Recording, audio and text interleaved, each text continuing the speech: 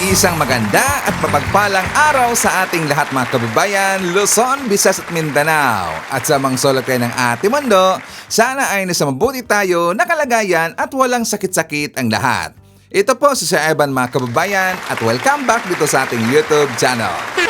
Okay, so mga kababayan ko, as usual, before tayo mag-start, i-welcome muna natin ang ating mga bagong viewers, mga subscribers at mga followers dito sa ating channel.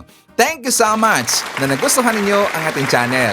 At syempre, pasalamatan natin ang ating mga viewers na nag-like, also nag-shares ng ating mga vlogs, at pasalamatan din natin ang ating mga viewers na hindi nag-skip ng ating mga commercials. At syempre, pasalamatan natin ang ating mga viewers na nagpa-member ng ating channel membership. Thank you so much! At syempre, i-shoutout natin ang ating mga pinalangga na mga legends, ang mga senior citizens. Hello po, kumusta ang lahat? And also, i-greet natin ng happy birthday si Ma'am Evangeline Manansala na nandyan sa Taguig City. That is greetings come from Sir Leonardo Manansala. At syempre, i-greet natin ng happy birthday ang lahat ng mga viewers na nag-birthday ngayong araw. Happy birthday! At syempre mga kababayan ko, hindi natin kakalimutan, i-acknowledge natin ang ating top 5 commenters, ang ating mga viewers na may maraming na-comment dyan sa baba sa ating comment section doon sa ating last vlog. At nandyan sa ating listahan, ang nanguna po, si Maria Mindasiplon. Meron siyang 52 na mga comments. Nandyan din si Phil Macabato, meron siyang 19 na mga comments. Betty Germia, meron siyang 17 na mga comments. Nandyan din si Aileen Drinon, meron siyang 17 na mga comments. And Marie Usta, meron siyang 11 lahat na mga comments. Okay, so thank you so much.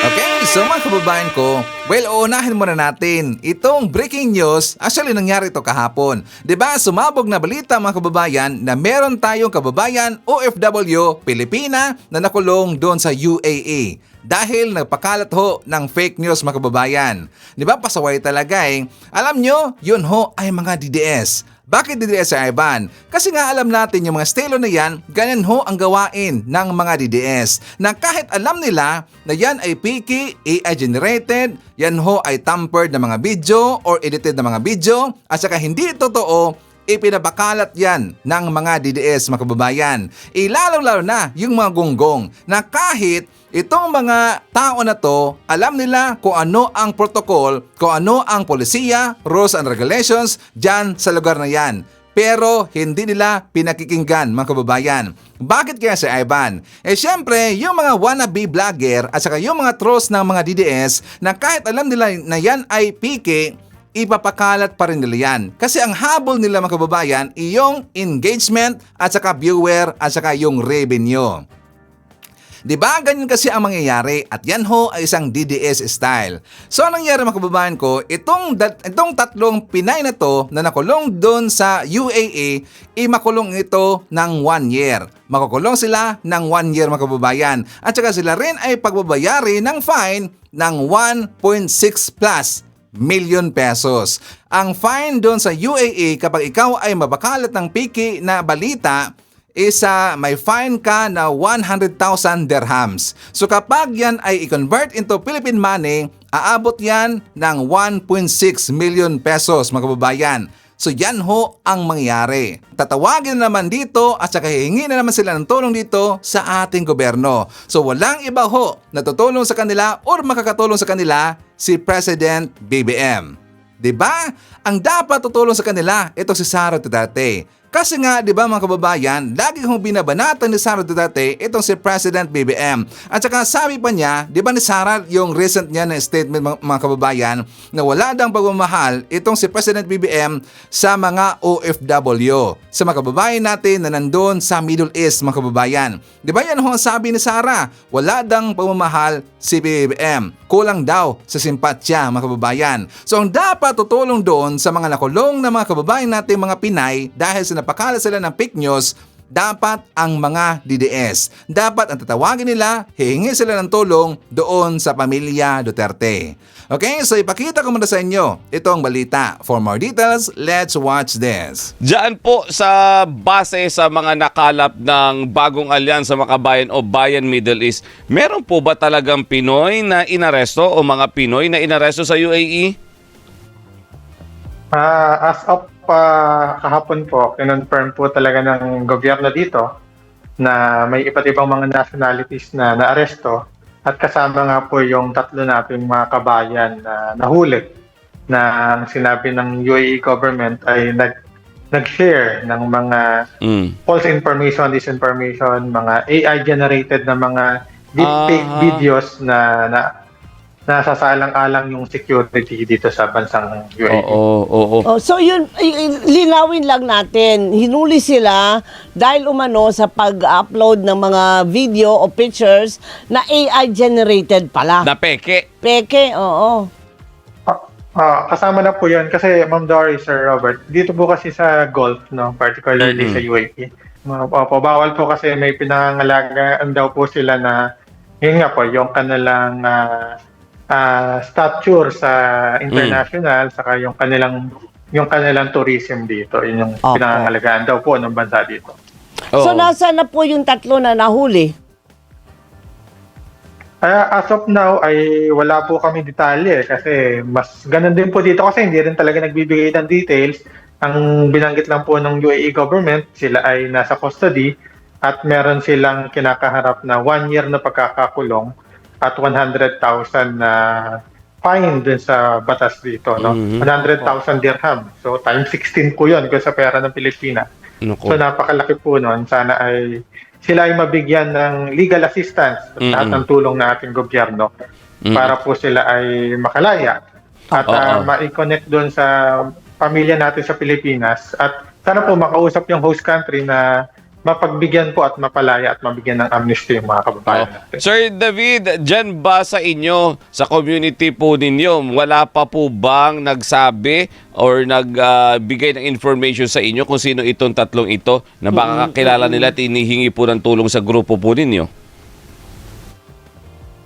As of now po ay naka-blurred yung mga mukha nila. So makikipagtulungan pa po kami sa embahada na sana makontak din namin kasi ganun din po kasi dito kasi pag may mga kaso po kasi talagang napaka-private po ng bansan ko. So binanggit lang nila na may hinuling tatlong kababayan na kababaihan, no?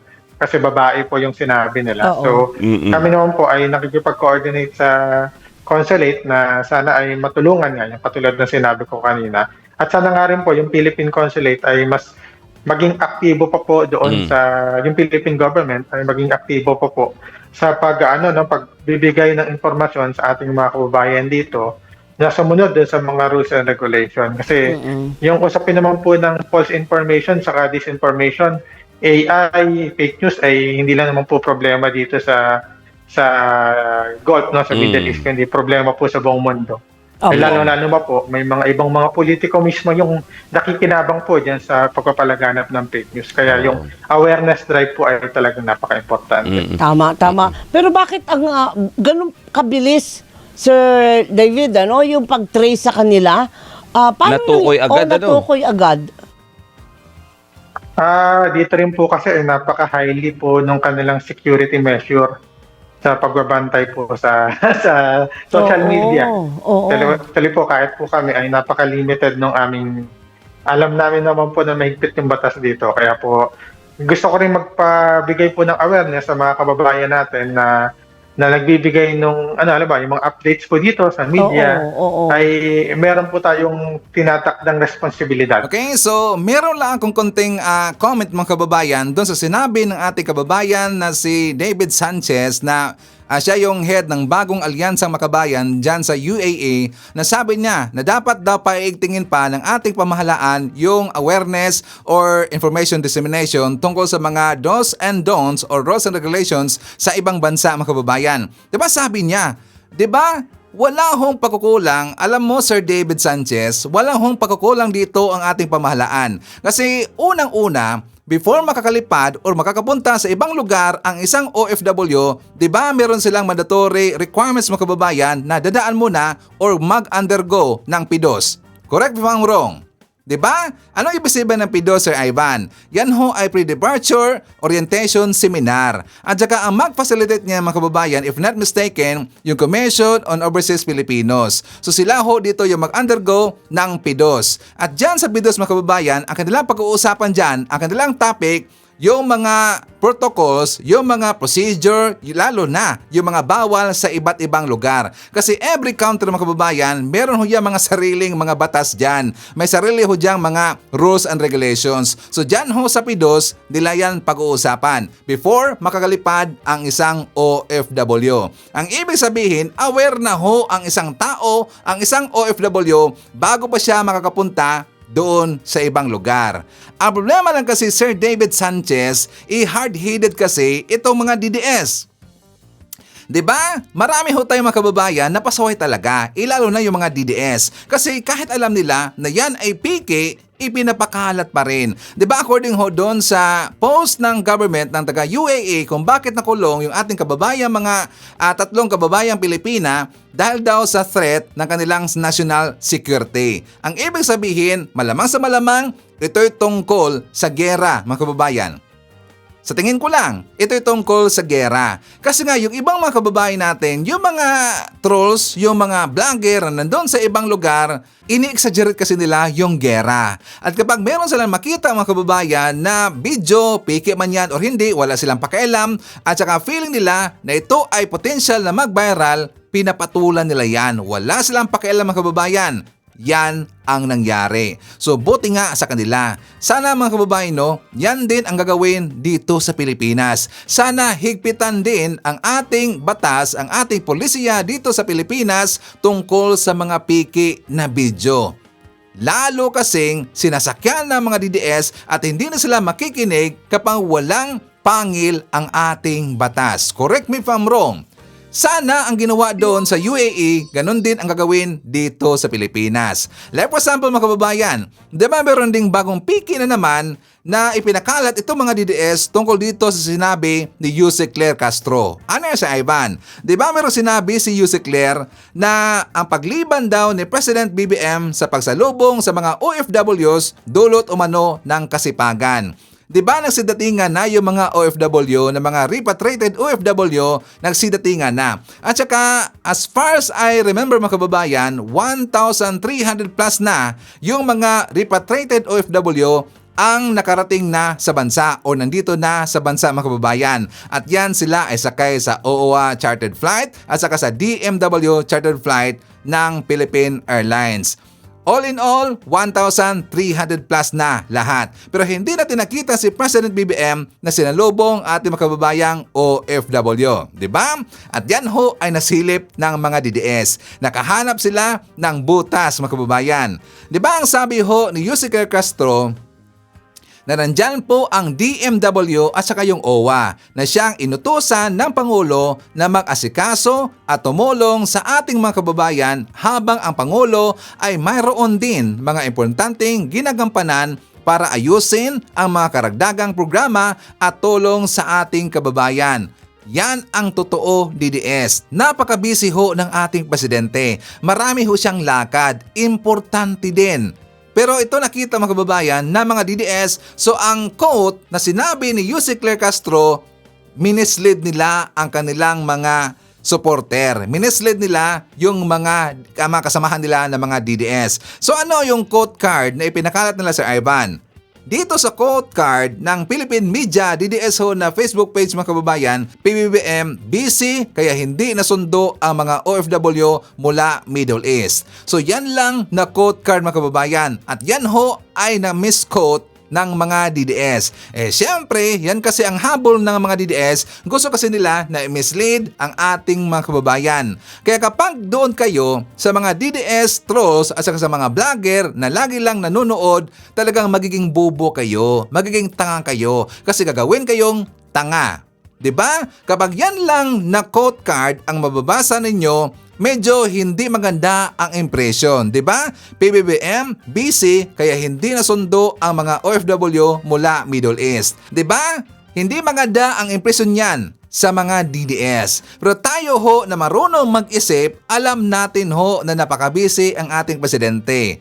Di ba? Pero sa mga DDS, iba na kaagad ang dating niyan sa kanila. Kaya minimislead nila yung mga kasamahan nila ng mga DDS na mga tanga at bobo din.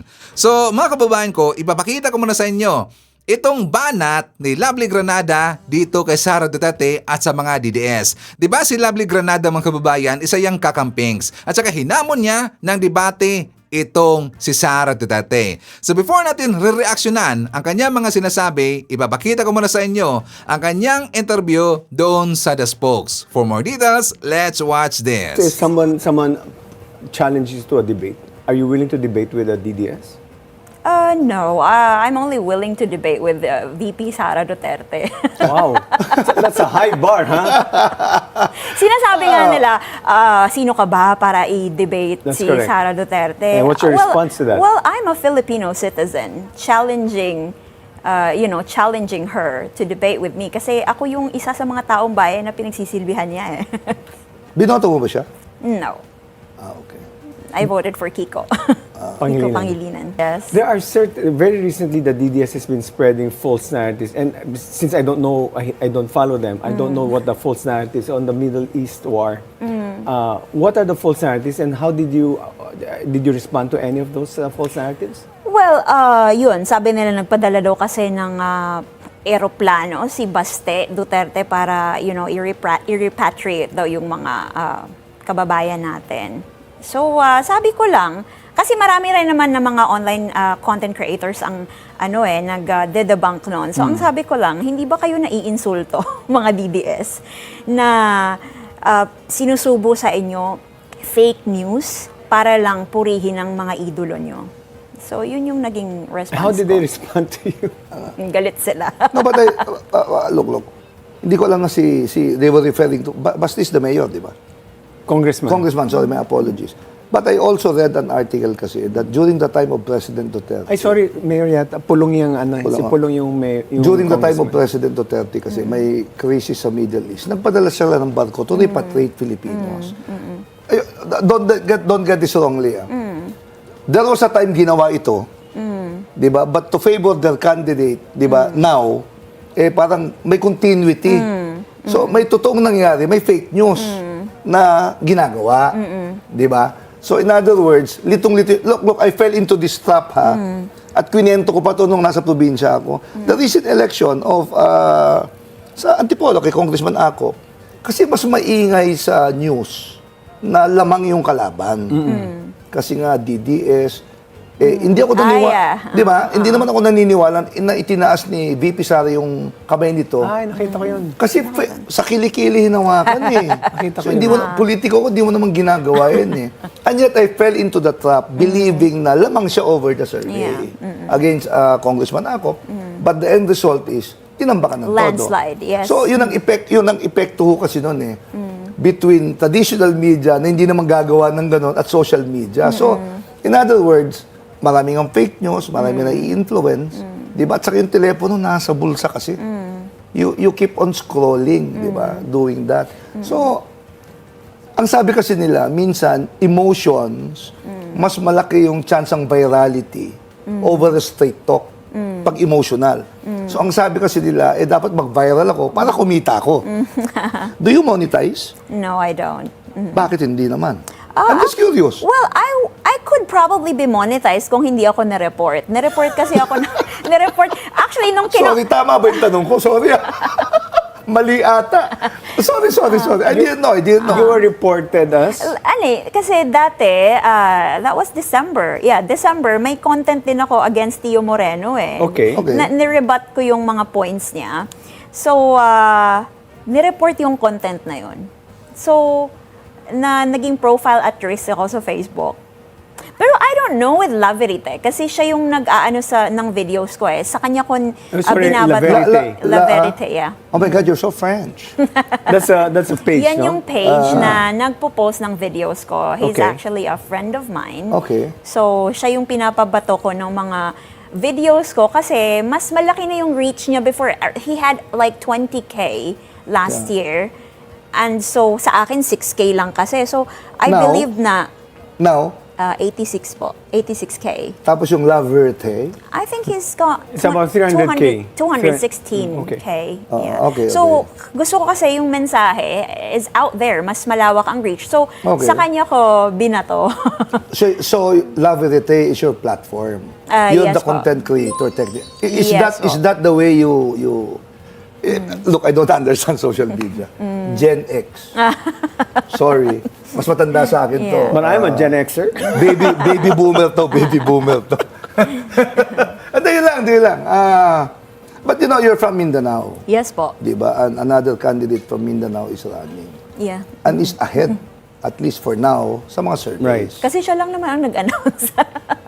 Well, look, Yeah. sa amin kasi ang tingin ko ako, survey, those are Well, guides. yeah. Hindi naman spoken truth yun eh. But those are also perceptions. Yes. So it's a perception game. So in other words, labang siya ngayon. So do you have any intentions of contradicting that perception because you have your own candidate? Example lang to, na kalaban niya. Will you go out in the open against a fellow Mindanaoan? Yes. Not because, ayoko lang talaga siyang manalo or because, I just want to go against a fellow Mindanaoan. Yeah. Kasi hindi ako naniniwala na dapat siya yung maging presidente eh. Kasi nagwawala siya online. Tapos, when you hear her talk, she doesn't make sense. Sorry. Sinabi mo na rin lang naman.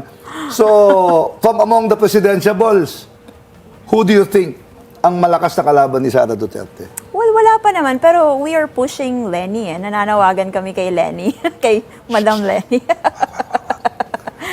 Pero kahit sino naman na, champion ng good governance, so supportahan natin. And definitely, Sara Duterte is not someone I see. If VP Sara accepts your challenge to debate with her, what are the 3 major issues na sa tingin mo malaman ng taong bayan about VP Sara? Feeling na question na yan, ha? Maganda yan. I just want to... Well, number 1, an honest assessment of the drug war of Duterte, Okay. of Rodrigo Duterte, kung whether it actually helped, was it really a success or a failure? Pangalawa, the anti-political dynasty bill, kung kailangan na ba siya ng Pilipinas so that, politics is more open to Filipinos, to more Filipinos.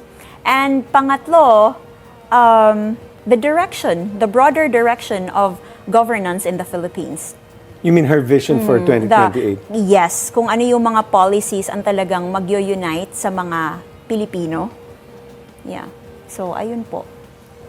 Aren't you going to ask the confidential funds? And about corruption in general? Sa impeachment na yun eh. At saka alam ko na yung isasagot niya. Isasagot ko lang siya sa tamang venue. Ganun na yung sagot niya eh. Parang naka-template na. So, Sorry, I've been doing Monitor this nito si kanina VP pa, di ba? yun, ang nakikita ko kasi, they're going out for revenge eh. Yun yung nakikita ko sa social media. In fact, yung mga followers niya, mga DDS vloggers, sinasabi sa akin na, uy, 2028, magtago ka na. Exactly. That's the next tough question. Yeah. You know, you've been very hostile against the DDS. And Hindi naman siguro hostile. Critical. Critical. And once she becomes president, they will be in power. And what are your plans? Are you planning to be low-key or you plan to vanish permanently from... Are you afraid that they will go after you? Tanong mo na rin sa sarili natin. Hindi tayo, straight tayo. Well, I won't vanish. I will still hold my ground and kasi wala naman akong dapat na ikatakot eh. Kasi as long as I stay within the truth, wala akong dapat ikatakot. At kung talagang may gagawin silang masama, bahala na si Lord sa kanila. Actually, pareho kami ni lovely mga kababayan na hindi monetize yung Facebook. Noong una, monetize yan ang aking Facebook. Kaya lang, the-report ho ng mga DDS, yun na demo, mga kababayan, na demonetized. So, yun ang nangyari. Pero siyempre, patuloy pa rin ho si Ivan. Monetize man yan or hindi, patuloy pa rin ho si Ivan sa pagbalaganap ng mga totoong balita. At saka noong ngurot ho sa mga DDS, mga kababayan, dididibangko yung mga kalokohan, mga peking, balita ng mga DDS. So, monetize man yan ang ating Facebook or hindi, patuloy pa rin ho si Sir Ivan. So anyways, meron naman tayong YouTube At saka dito ho, kinukuha ang ating source of income dito sa YouTube mga kababayan. Kaya nga 'di ba, inengganyo kayo na hindi nyo escape ang ating YouTube, ang ating mga advertisement. Kasi hindi naman kasi magkakarevenue si Sir Ivan kung hindi nyo pinapanood ang ating mga advertisement dito sa YouTube. Siyempre, alam ko, yung mga DDS, hindi nila yan pinapanood. Di ba ang ating ads? In-skip nila yan. Automatic, mga kababayan. Kasi ayaw nila yung vlogger. Pero kung gusto nyo naman tulungan si Sir Ivan at yung mga kababayan dito na mga viewer, huwag niyong i-escape ang ating ads. Okay? So para patuloy pa rin ho sa pagbabalita si Sir Ivan doon sa Facebook at saka dito rin sa YouTube. Malaking tulong yan. Okay? So alam niyo mga kababayan, maganda ito kasi Lovely Granada debate versus Sara Duterte or Jam Magno versus Sara Duterte debate mga kababayan. Kung doon kay Jam Magno, ito si Sara Duterte, kapag siya ay makikipagdebate doon kay Jam, lalamunin siya ng buo ni Jam, mga kababayan. Lalo na dito kay Lovely Granada. Smart din yan si Lovely, mga kababayan. Kaya I don't think na itong si Sara Duterte ay kakasayan sa hamon na debate ni Lovely Granada. Hindi yan kakasama, mga kababayan, itong si Sara Duterte. Bakit? Kasi alam ho ni Sara Duterte na matalinong itong si Lovely Granada. At kapag kakasa ito si Sara sa hamon na debate, mai-expose dito si Sara ang kanyang kapasidad ng kanyang utak.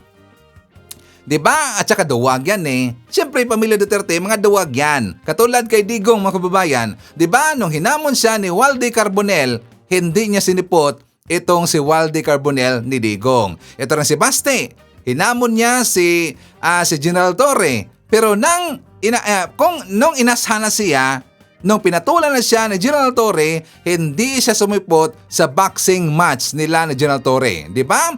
Yan ang estilo ng mga DDS. Yan ang estilo ho ng isang Duterte. Duwag, mga kababayan. Ito rin si Sara Duterte, duwag yan. Hindi yan kakasa sa hamon na debate ni Lovely Granada sa kanya. Diba?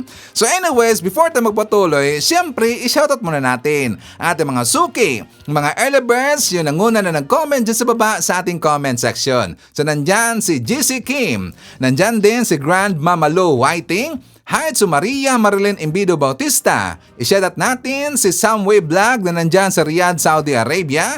Hi to Maria Midasiplon. Carlo Balon. Nandyan din si Leonardo Aceliero. Edwin Santos.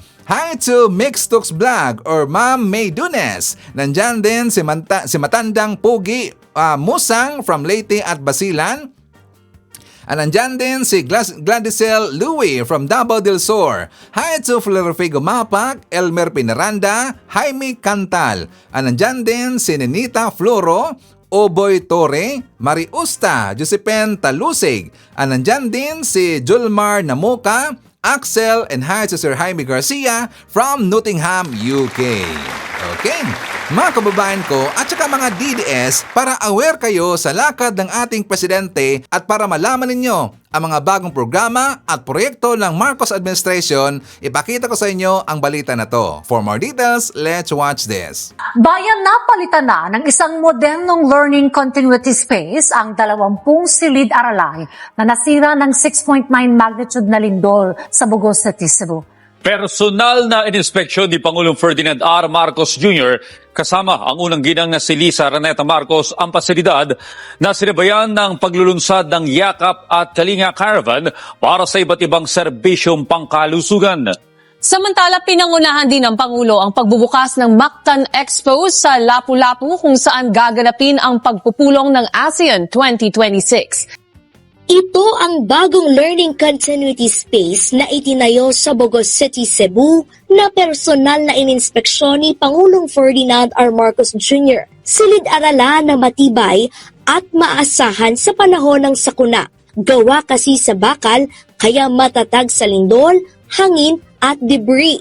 Modular kaya pwedeng ilipat sa mataas na lugar kung may pagbaha. May kuryente at internet na rin. Layo ng administrasyon na bigyan ng disenteng espasyo ang mga estudyante na makapag-aral at maituloy ang pagkatuto sa kabila ng mga sakuna. Matatanda ang noong Setyembre na karaang taon, niyanig ng malakas na lindol ang Cebu at maraming establishmento ang nasira, kabilang ang ilang eskwelahan. Mabibenepisyohan ng bagong learning continuity space ang mga estudyante sa Marcelo B. Fernan, Pulambato at Binabag Elementary School. Nakatanggap din sila ng libreng school bag at pagkain, nahatira ng check-up at gamot mula sa Yakap at Kalinga Caravan ng Health Department. Mahalaga ito para masiguro na hindi lamang mabibigyan ng magandang edukasyon ang mga bata, malusog din sila habang nag-aaral. Mula Bogos City, pinangunahan ni Pangulong Marcos ang pagbubukas ng Mactan Expo sa Lapu-Lapu City. Gaganapin dito ang malalaking events sa bansa, kabilang ang mga pagpupulong ng Association of Southeast Asian Nations o ASEAN. Ngayong 2026, Pilipinas ang tumatayong chair at host ng prestihiyosong event. Kaya hindi lamang ito mahalaga para tanggapin ang mga world leaders na dadalo sa Pilipinas, palalakasin din ito ang turismo ng bansa. Kayang-kayang ipagmalaki ng Pilipino sa kahit sino pumunta rito that this is as nice and as well appointed, as well built, and has the capacity of any other convention center, all the MICE kind of activities. Kayang-kaya lahat ito, hindi tayo mapapaya. Not only sa hindi tayo mapapaya, maipagmamalaki pa natin. This will be remembered as a landmark facility for not only for Cebu, not only for Lapu-Lapu, but for the entire Philippines. Sabi ni Pangulong Marcos, may mga hamon pa rin sa turismo ng bansa. Our tourism industry is now under a great deal of pressure dahil sa mga nangyayari. And last year we only welcomed 6 million people.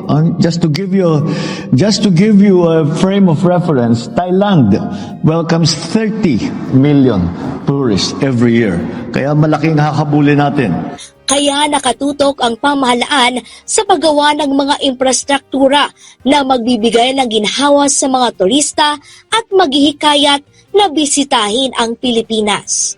Our infrastructure must continue to improve so that every visitor's experience becomes smoother, more memorable. That's why we need to build more facilities such as this and strengthen our infrastructure so that we support tourism even more strongly.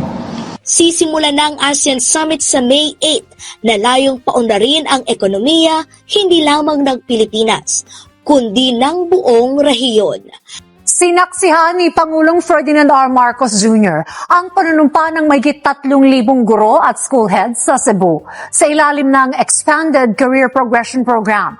Layo ng pamahalang itaas ang moral ng mga guro at bigyan sila ng mas magandang career sa edukasyon. Binuksan ang mga bagong posisyon tulad ng Teacher 4 hanggang 7, Master Teacher 5 hanggang 6, at School Principal 5 para mapalawak ang oportunidad sa promotion. Tiniyak ni Pangulong Marcos Jr. na tinututukan ang kapakanan ng mga guro dahil sila ang humuhubog sa mga susunod na leader ng bansa. Patunay ang pagbubukas ng nasa 61,500 teaching positions at paglalabas ng 10,000 pisong teaching allowance mula school year 2025 to 2026. Kung dati po, may pangamba kayo na matatapos ang mahabang panahon ng serbisyo, hindi kayo mapopromote. Ngayon, mas malinaw na ang landas ng pag-unlad ng inyong propesyon. Noong Setyembre 2025, dumaan ang bagyong Opong sa Masbate. Giba ang mga silid-aralan. May mga batang handa nang pumasok, pero wala nang babalikan. Kapag nasira ang paaralan, hindi lang gusali ang nawawala, pangarap ang naaantala. Agad nag-utos si Pangulong Marcos sa DepEd, rebuild as soon as possible. Last week, bumalik ang Pangulo sa Masbate upang personal na tiyakin na ang ipinag-utos ay maayos na naipatupad. Ininspeksyon niya ang mga bagong classroom. Siniguro na ligtas at handa para sa mga bata. Sa loob lamang ng 2 linggo, naitayo na ang Learning Continuity Space. Mabilis na tinapos at may warranty na 20 years. Matibay, maayos, maginhawa. Approved kay Pangulong Marcos. So we're building 89 in Masbate. Hindi lang gusali ang kanyang sinuri. Sa ilalim ng Learning Resources Program, may sarili ng libro ang bawat estudyante. Hindi na naghihiraman. Tig-isa na kayo. Mas masaya rin ang mga guro. Ayon sa utos ng Pangulo, pinabilis ang promotions ng teachers. Kailangan namin kayong tulungan. Kayo nag-aalaga sa mga anak namin. Sinuri rin ng Pangulo ang feeding program para sa mga bata. Morning, boys and girls. Ilan ang papakainin nyo? 571 po ang identified beneficiaries. Sa buong bansa, halos 5 milyong bata na ang natutulungan ng feeding program. Mga classroom na mabilis na naitayo, mas maayos na promotion program para sa teachers, at masustansyang student feeding program. Sa buong bansa, tuloy-tuloy ang trabaho. Isa-isang inaayos ang mga bagay na nagpapagaan ng buhay ng mga Pilipino. Ang edukasyon, isa lamang sa mga yun. Oh, di ba mga DDS? Ganon ho kabisi ang ating presidente. Ganon ho ka-hardworking si President BBM. Alam niyo mga kababayan ko, galit na naman ho ang mga DDS dito kay Governor Pambari 4 of Cebu City. Bakit si Ivan? Kasi nga di ba si President BBM at saka si FL Lisa nandun kahapon sa Cebu City. At nakita ng mga DDS na kasama na naman ni Gov Pambari 4 si President BBM at saka si FL Lisa. Galit na naman ho ang mga DDS mga kababayan. Diba gunggong talaga eh. So ngayon, itong si Pambari 4 sumabog. Anong ginawa niya Sir Ivan? Rumisbak ho. Sinupalpal niya ito mga trolls, sinupalpal niya yung mga vlogger ni Sara Duterte at saka sinupalpal niya itong si Sara Duterte. Nagulat lahat ho ang mga DDS mga kababayan sa kanyang post, sa kanyang story. Kasi ang sabi niya, a true leader does not climb by stepping on others. A true leader rises by lifting others. Which I agree mga kababayan. Na kahit itong si Gov Pambari 4, ibang kulay yan, isa yang DDS, pero okay ang kanyang ginawa. Bakit? Kasi ang iniisip niya ay ang kanyang mga constituents. Ang iniisip niya kung paano niya matutulungan ang kanyang lugar, ang Cebu City mga kababayan. Kasi ang gusto diba ng mga DDS na kapag kalaban ka sa politika, ayaw sa iyo yung mga DDS, gusto kasi nila na hindi isusuputin o kakausapin ang politiko na yan. Particularly si President BBM at saka si FL Lisa. Diba yan kasi ang gusto ng mga DDS na i-snab yung politiko na yan o yung presidente na yan. Ganon sila eh. Kapag ayaw nila, ayaw nila. Gusto nila, susunod sila sa gusto ng mga DDS. Kasi ang iniisip nito ni Gov, ang kanyang mga constituents. Ang iniisip niya kung paano matutulungan ang Cebu City. Yan ang dapat, hindi katulad sa pag-uutak ng pamilya Duterte. Kasi ang iniisip lang at saka ang ginagawa lang ng pamilya Duterte ay kung paano maghigante. Kaya nga diba tatakbo si Sara Duterte bilang presidente this coming 2028 para lang maghigante mga kababayan. Correct pa I'm wrong mga DDS, diba? Buti nga kay Sara, buti nga sa mga DDS, sinupalpal ni Gov Pambari 4. Yan ang dapat, di ba? And also mga kababayan ko, ipapakita ko sa inyo, ito na namang paninira ni Sara Duterte kay President BBM. For more details, let's watch this. May paayuda ang opisina ni VP Sara para sa mga apektado ng sigalot sa Middle East at sa gitna ng pagsirit ng presyo ng langis dahil sa krisis. Bumanat na naman ang BC laban sa administrasyon. Kung kaya naglaan na ng pondo ang Office of the Vice President para sa mga nangangailangan ng tulong. Nakikiisa rin daw ang kanyang opisina sa mga OFW na naiipit sa krisis sa Middle East. Yung projects ng Office of the Vice President, meron tayong RISE na tinatawag. Ito yung relief for individuals in indigence and in difficult situations. So yan yung tulad ng binigay natin dito sa mga kababayan natin sa Barangay Traslimayo. Yun yung initial na paunang response lagi ng Office of the Vice. Thank you.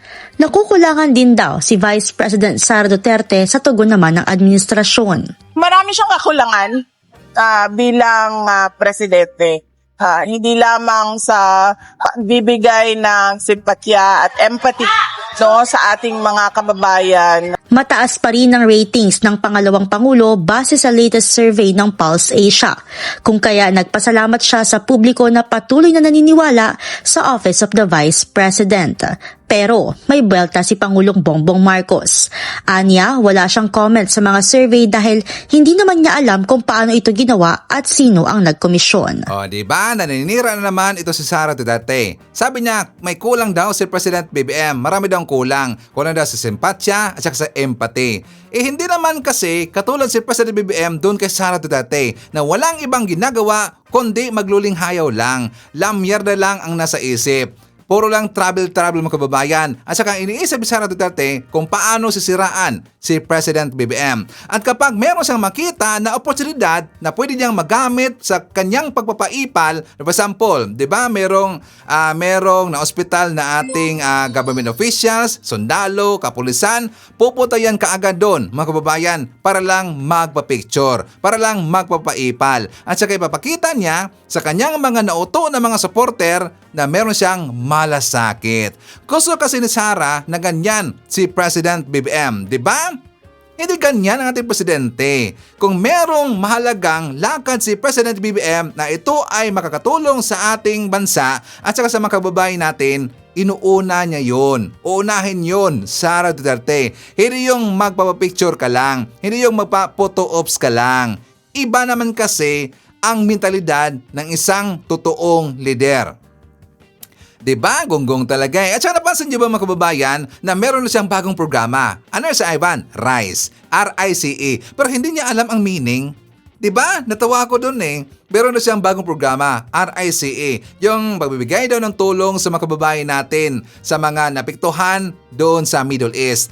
Tapos ibigay niya na yung meaning ng RICE or RICE, hindi niya alam ang meaning ng mga kababayan. Diba? Meron pang nag-tutor sa kanya. Ang ibig sabihin, meron kasing nagbibigay sa kanya ng script. Dan dahil yun ay ambush interview, nakalimutan niya na ang kanyang script mga kababayan. Correct pa ang wrong mga DDS. Ito pag-uusapan din natin. I am very sure na nakita niyo na yung interview ng Banateros doon sa 18 Marites. Diba ang dami na naman doon mga mga kababayan, yung butas, ang dami na namang palpak doon na sinasabi itong 18 Marites. Like for example, ipapakita ko sa inyo, ito ang dahilan mga kababayan, kaya ayaw ni Topacio na sila ay i-interviewin isa-isa ng taga-NBI. Kasi palagi silang sumisimplang mga kababayan at paiba-iba ang kanilang mga sinasabi. Ito ang example. So ito, isa pang tanong meron ba kayong napag-deliver ang cabinet secretary o yung mga secretary ng mga department ng gobyerno? USEC? And, mga secretary or USEC? USEC, secretary. Aside from mga congressman? Meron po, sir. Sino? Si Yusik Bunuan po, sir. Si Yusik Bunuan po, sir. Si Secretary Bunuan? Yes, sir. Ng DPWH? Yes, sir. Yung umalis na, yung matanda? Yes, sir. Yan, ako na bahala mag-mapping papunta ron sa bahay. Sa bahay to ni Bunuan? Bahay ni Yusik Bunuan. Pagsakay po namin, tatanungin po namin yan si Boss Mark, kaninong bahay ba? Kay Yusik Bunuan yan, huwag kamingay.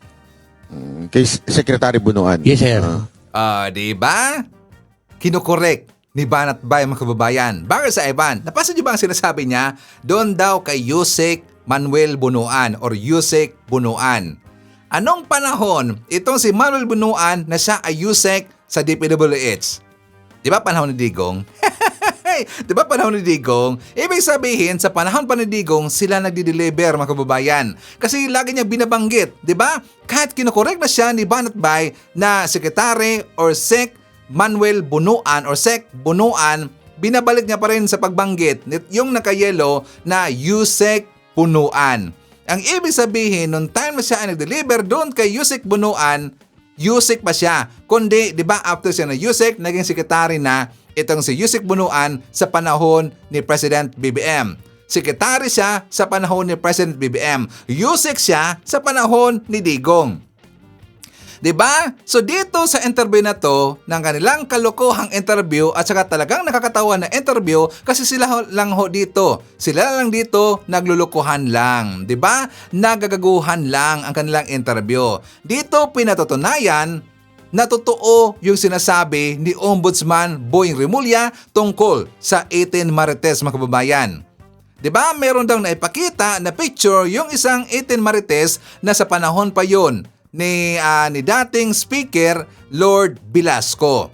Panahon ni Digong, mga kababayan. Kaya pinatutunayan lang dito ang mga sinasabi ni Ombudsman. At saka ipakita ko na sa inyo, mga kababayan, ito nakakatawa. Kasi ang kanilang ginagawa daw ay hindi daw tungkol sa pera. Hindi daw sa pera, kundi para daw sa bayan, mga kababayan. Naniniwala kayo dito?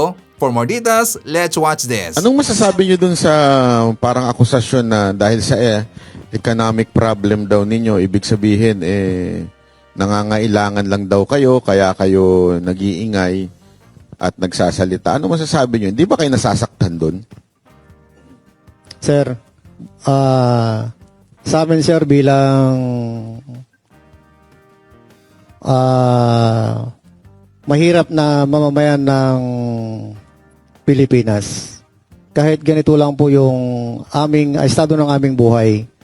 At since nung umalis kami sa serbisyo hanggang nagtrabaho kami kay Boss Saldi, meron naman po kaming kaunting naipon.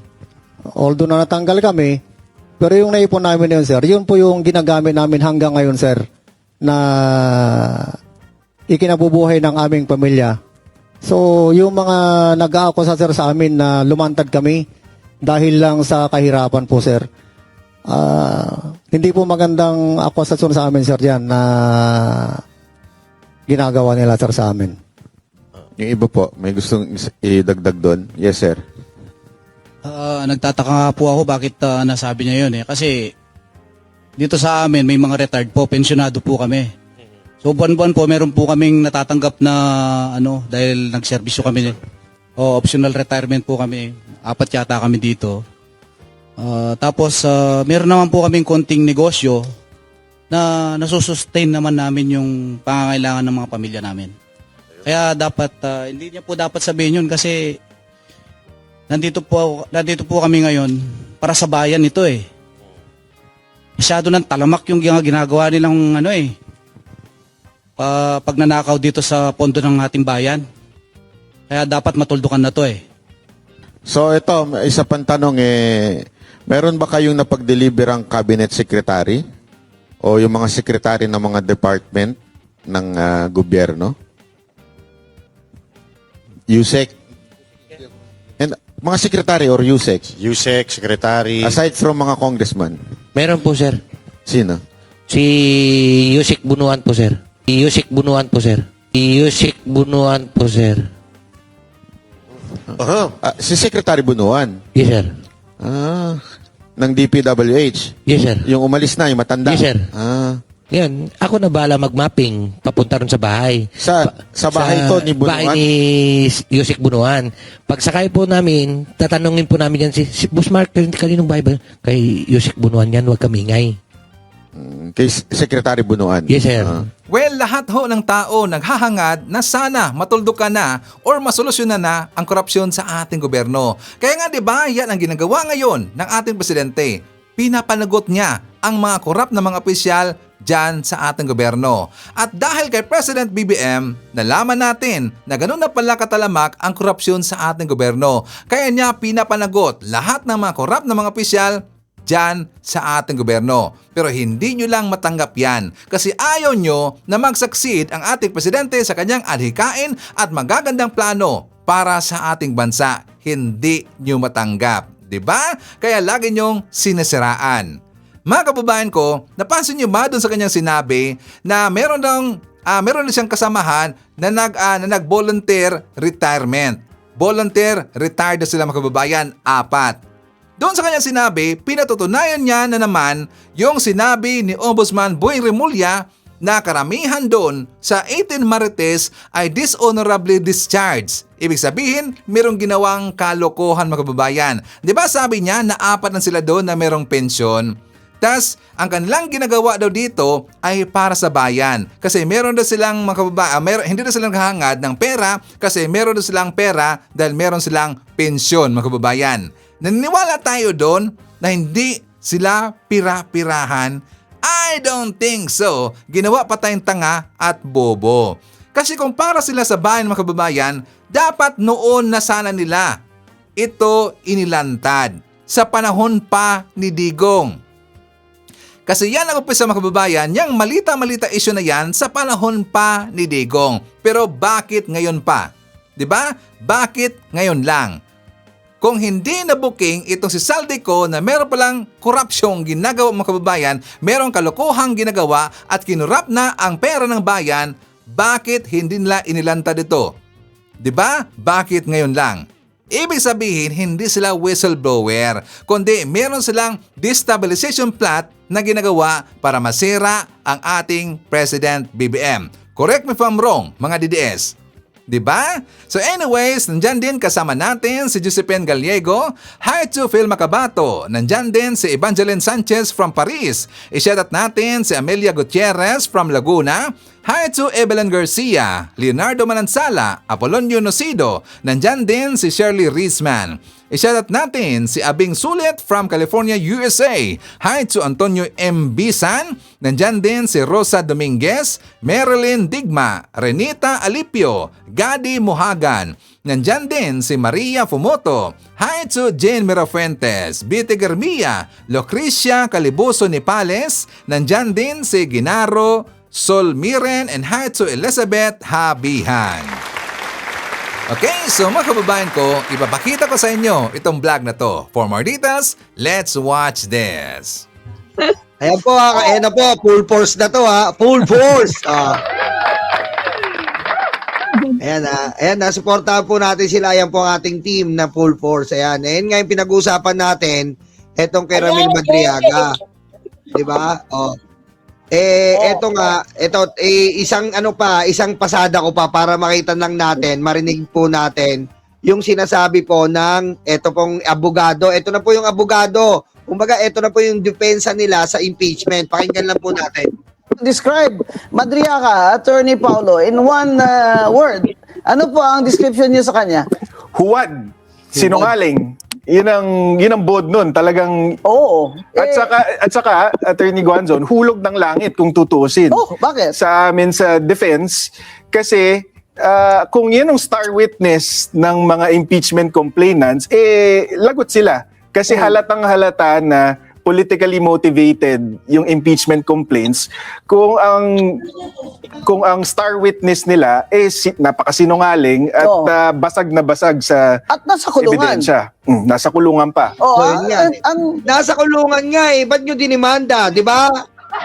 Para mapakulong ulit. Bakit nyo dinimanda? Bakit nila dinimanda? Nasa kulungan na. Pero nakakalimutan yata ng anak ni Sal Panelo. Anak po ni Sal Panelo itong abogado na to.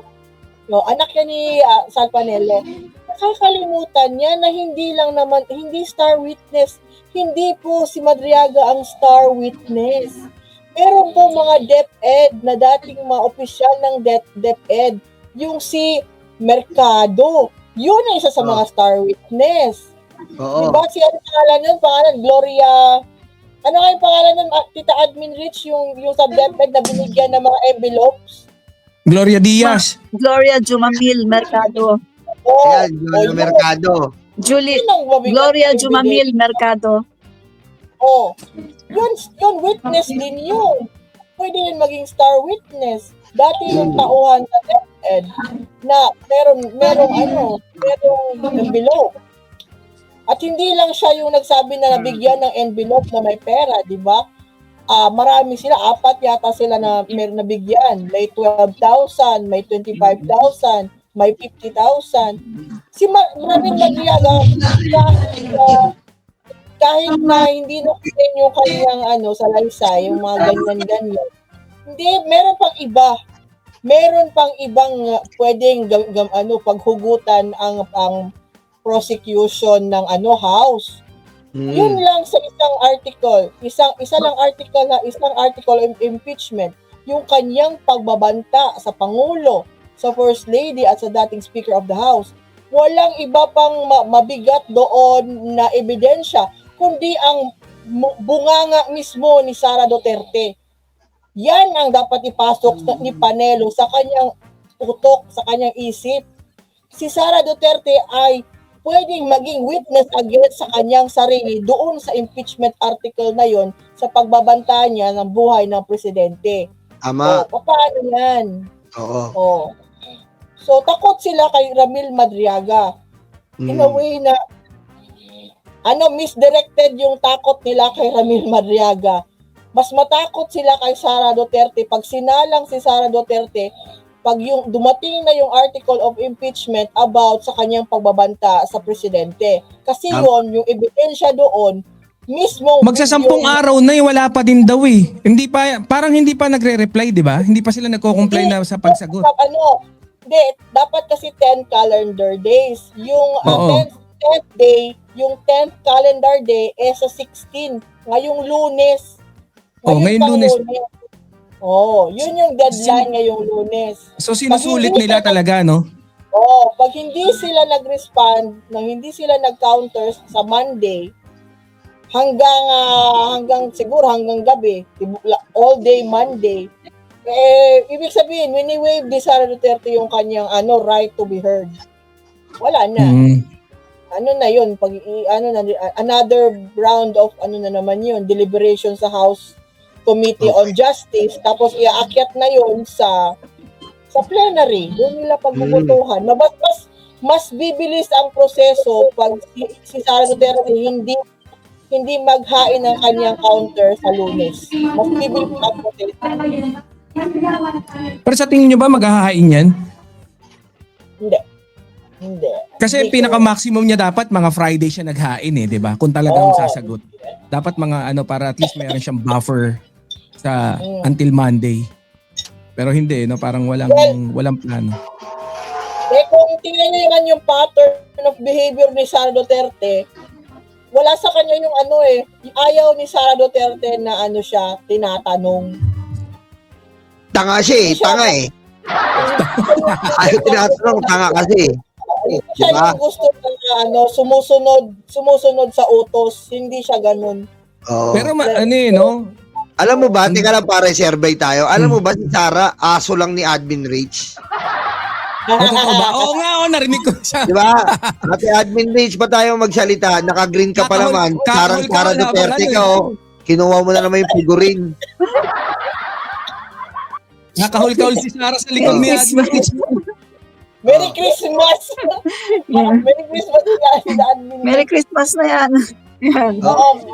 Actually, itong mali itong sinasabi ni na Rowena Guanzon na yun yung pinaka witness si Madriaga, kasi yung kay Madriaga bale supplemental evidence lang yan, at saka siya lang yung parang magko-confirm kasi nagko-corroborate yung kanyang mga statement, yung kanyang affidavit, nagko-corroborate, kinukumpirma yung mga sinasabi yung mga nangyaring hearing sa good governance last year. So halos lahat yun kinukumpirma, pati yung pagdi-distribute ng mga pera, tapos yung mga location, tapos binabanggit din yung sina Nolasco na nandun din sa affidavit ni Madriaga, at saka yung VPSG na isa ni Sara Duterte. So ibig sabihin, itong affidavit ni Madriaga ay pang lang, yung supplement lang yun. Pero kung titingnan natin, buo na talaga yung impeachment ni Sara Duterte. Nandyan na lahat ng mga ebidensya. Lahat nandyan na. Pang-supplement na lang kay Ramil Madriaga para mas maging matatag, mas malakas yung kanyang impeachment. Yun. Yan. Kaya mali yung sinasabi. Alam nyo, para sa akin naman, ang inaano ko dito is natataranta talaga sila kay Ramil Madriaga. The fact na yung narrative na kasuhan si Ramil Madriaga, sign of guilt na sa akin yun 'di ba? Kasi ako pag nakakulong na yung kweso, 'di ba? Sabi ko nga, 'di ba, Banat Boy? Hindi, person deprived Correct, of liberty na yun eh. Putik, wala na karapatan yun mag-ano eh. Tapos kakasuha mo regarding pagsasalita at pagpo-post. Parang kalokohan naman yun, PDL nga eh. Diba? Oh. Yun ang sinasabi natin at napakababa po ng depensa netong anak ni Panelo. Medyo mababa. Alam mo bakit? Oh, lumaw na tayo sa ikalawa natin. Oh, ito bakit pare? Ito pangalawa. Ito yung nagkakalat sa internet. Ito share ko lang po sa inyo ha. Andali lang. Ito muna. Ito po, unahin natin to tapos yung mga screenshot na dala. Kompleto kami dito, mga DDS. Ina nyo. Oh. Wait lang, habang inaantay natin si paring Yolot. Ma'am Admin Rich, nabanggit mo, lalabas ka ng bansa. Saan ka pupunta? Saan ka pupunta? Punta kami ng Malaysia. Uy! Itong month na to. Malaysia. Tapos, sabi namin, border lang naman yan, tawid tayo ng Singapore. Hindi pa kayo tumiretso ng Iran. Oh. Ba't hindi pa kayo pumunta sa bansa nila, Sarah? Kota kinabaliw. Ayoko pumunta dyan. Kasi masyado akong vocal patungkol sa West Philippine Sea. Palagi nga akong binabiolate binibigyan ng violation ni TikTok, patungkol sa West Philippine Sea. So baka mamaya matandaan ako, hindi ako makauwi ng Pilipinas. Sila lang to bago tayo magsimula kasi naalala ko lang sila Takeru tatapang nung nasa China, parang may mga content pa against China nung habang nandun eh. Lang yata ito na. Pakinggan natin to. Ito po ang nagkalat ngayon sa kasi ito na mga Banat Boy, Ate Mau, Ate Admin Rich. Ito yung nagkalat ngayon na naglalabasan na hindi na picture, puro video na. Ito ay isang video na kung saan mini-meeting po ni Ramil Madriaga ang mga PSG. Oh, patay na kayo nito.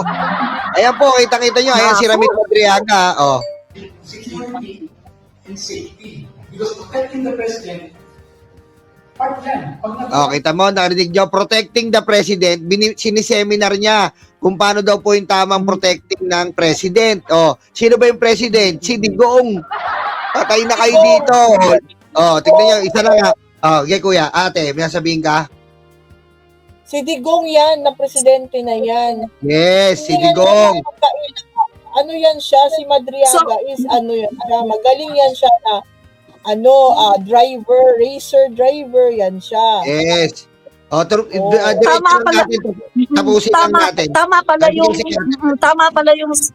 pala yung sinasabi ni Madriaga na nagtuturo daw siya, sineseminar daw niya yung mga presidential guard, PSG.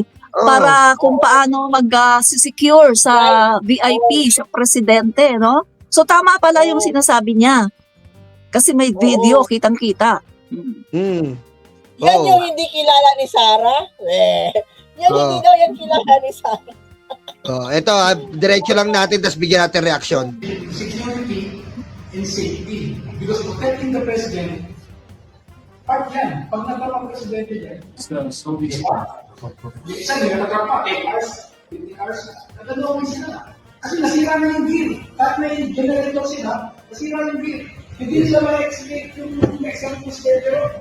Kaya alam natin, araw tayo ng CSSP. Kinignan natin yung okay lang tayo, kung nasa na ito, ano mo pa ito, okay lang po tayo. Ganito yung English yan. Ito kasi ito isa ng PSG ha. Tignan mo, parang yung English. Pagkaralan mo. Ang ganun, di ba? Yes. Yun ang simbolo ng security and safety. Wala sa security yung check mo yung ginagawa ito. Hindi na yun eh. Pero as a PSG, kailangan na naman. Kasi kayo yung versus partner, nandun na kayo eh. Kayo yung unang mga aktor, kayo yung unang nasa scene na kayo gumawa ng medyo para mas-solution. Kita nyo? Ayan na. Ano sabi niya? Kayo mga nasa PSG, ibig sabihin, siniseminar niya. Ano masasabi nyo? Addressing the PSG, no? Siga pala siya. Siga, trainer siya. Nag-train siya ng PSG. pero hindi siya konektado sa army, hindi siya uniform officer ng army, ng navy, ng marines, hindi siya hindi nga siya hindi siya police. Pero kung gano'n na ikaw magti-training ng gano'n, ibig sabihin malakas ka doon sa malakas ka sa pinakamataas-taas na bossing. Kasi wala kang di ba? Wala kang hindi ka police. Hindi ka sundalo. Pero nagti-training ka ng mga sundalo. Security consultant yung level mo. Oo. Ibig sabihin, yung mga sa kanya, ay sa kanya, may tiwala sa kanya na matitrain niya yung mga tao na yon na in reality, dapat mas trained pa sa kanya kasi sundalo yan PSG sundalo yan, di ba? Sundalo yan, may training yan ng combat training, ganon. Napagkakatiwalaan ni Digong, no? Oo. Sa sobrang pagkakatiwala, di ba, nabalita, remember, na binigyan siya ng motor. Di ba, totoo ba yun? Inipan siya ng motor ni Digong. So, hindi ka panipaniwala na hindi kilala personal ni Sara Duterte, ni Vice President Sara Duterte, si Ramil Madriaga. At saka, ang problema dito, saka yung problema dito, na inaano nila, na kidnapper lang daw. Na yan daw po ay wala. Kita mo kung siniseminar po mismo ang mga PSG ni Digong. Kasi po, bago mapunta kay Sara yan, napunta po kay Sara yan nung nangangarap na po si Sara na magpresidente. Kaya nga nabuo yung isip Pilipinas. Isip Pilipinas, pinagkatiwala na ni Digong si Sara kay Ramil Madriaga. At doon nga naumpisan yun. Kaya nga isip Pilipinas, hindi Sara is my president. Ang problema nga, eto naman, nagkainitan sila dahil si Roque na galing BJMP, blowjob mo pare. Diba? Si Roque galing BJMP yan, kasama yan ni Ramil si Roque, kinakamkam po ni Roque, eto pong hektaryang lupain dito po sa Bataan na nasagasaan niya si Ramil. Yun nga po, nagreklamo may video pa pang lalabas na si Ramil Madriaga kasama, hindi pa po natin pwede ilabas kasama yung magsasaka, pumunta po si mismo kay Ramil Madriaga para ireklamo si Roque. At doon na nga po nagkasimula ng pagkakaalitan dahil si Roque tinaniman na ng kaso si Ramil Madriaga. Di ba? Bali, inungkat ni Harry Roque yung matagal na nakaso. Na involve si Ramil Madriaga at yung kanya yatang kapatid, either kapatid or uncle ba yun? Kamag-anak. Bali, kamag-anak na yun. Oo. Tapos, ang lumalabas ang pinili ni Vice President Sara Duterte at tulungan si Harry. Diba? Si Harry yung pinanigan niya. Si Harry nandun sa ibang bansa, nagtatago, nang ingay-ingay pa rin. Na kahit ano naman ang pinagtatatalak doon na sana sabi yung ni Harry Roque recently na ibigay na kay Sara Duterte yung magiging presidente. Oo. May merong nakarating sa akin na kwento tungkol diyan. Kasi yung kinasuhan nga ni Harry Roque si Ramil, Pagkatapos itong si Ramil humingi siya ng tulong kay Sara Duterte, kay BP, na kausapin si Harry Roque na aregluhin na lang, Pagkatapos, ang sinabi ni Sara Duterte, kapag yung parang yun nga pinanigan niya si Harry Roque, na kasi parang nagdemanda rin yata itong si Ramil Madriaga, nagdemanda siya kay Harry Roque dahil nga doon sa lupa. So parang pagkakasabi ni Sara, pag dinemanda mo si Harry Roque, parang dinemanda mo na rin kami mga Duterte. So may kwento dyan na yung lupa na sinasabing kinamkam ni Harry Roque, ay hindi daw talaga yan si Harry Roque ang kumamkam. Kung baga, yung mga Duterte daw talaga ang kumamkam dyan. Hindi daw talaga si Harry Roque. Kasi kung titingnan mo, bakit sasabihin ni Sara na kapag dinimanda mo si Roque, para mo na rin kaming dinimanda. So parang ginawa lang siyang front, no, na itong si Harry Roque, ginawa lang front. Pero ang tunay na kumamkam ay yung mga Duterte. Kasi ang purpose daw dyan, yung nagsabi sa akin na, na source ko, ang purpose daw dyan ay gagawin daw na Pogo Hub. No? Pogo so nga, yan yung ilang yung sinasabi. Oo. Oh, Pero posible rin na mga kapatid sa labas ni Roque si Roque. Ang pinanigan. Si Harry ang pinanigan dahil doon. Kasi kina Duterte daw talaga yun, hindi daw talaga si Harry Roque. Kumbaga, nagpo-front lang siya. Yun yung nakarating sa yung sabi ng isang source ko na medyo din. Yun. Reliable ba yan? Oo. Kasi nandun din siya sa kabila Nasa kabila siya. Nagpapanggap lang doon. Nagpapanggap na taga doon. Madaming source to Ito yung nagkalat nung sa iglesia pero last dito time. pala. Di ba? Naalala mo, admin? Oo. Magaling to si Admin Rich Oo, magaling to. Nasa GC to nung